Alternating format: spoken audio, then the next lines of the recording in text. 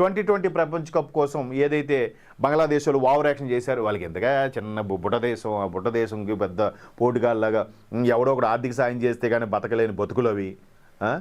ఒకటి బతకలేక వలస వచ్చేస్తున్నారు ఇండియాలోకి, ఆల్రెడీ స్ప్రెడ్ అయిపోతున్నారు రోహింగ్యాలు వెధవలు.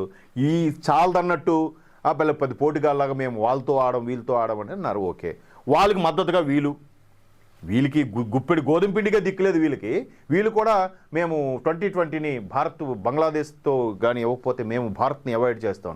రే, భారత్ని అవాయిడ్ చేస్తే క్రికెట్ సమాఖ్య మూసుకుని కూర్చోవాలి. ఐసీసీ ఏదైతే ఉందో, ఇంటర్నేషనల్ క్రికెట్ కౌన్సిల్ ఏదైతే ఉందో అది మూసుకోవాలి. ఐసీసీని కూడా శాసించేది బీసీసీఐ. ఆ విషయం ఎంతమందికి తెలుసు? అందరికీ తెలుసు. సో అటువంటి బీసీసీఐ మీద వీళ్ళు మేము ఆడము, బంగ్లాదేశ్ సపోర్ట్ అంటే దుబ్బేండ్రా, మీకు వచ్చే పైసలు కూడా రావు, మీ దేశానికి వచ్చిన పైసలు కూడా రావు, మీ క్రికెటర్స్కి వచ్చే పైసలు కూడా రావు. ఇప్పటికీ అడుగు తింటున్నారు.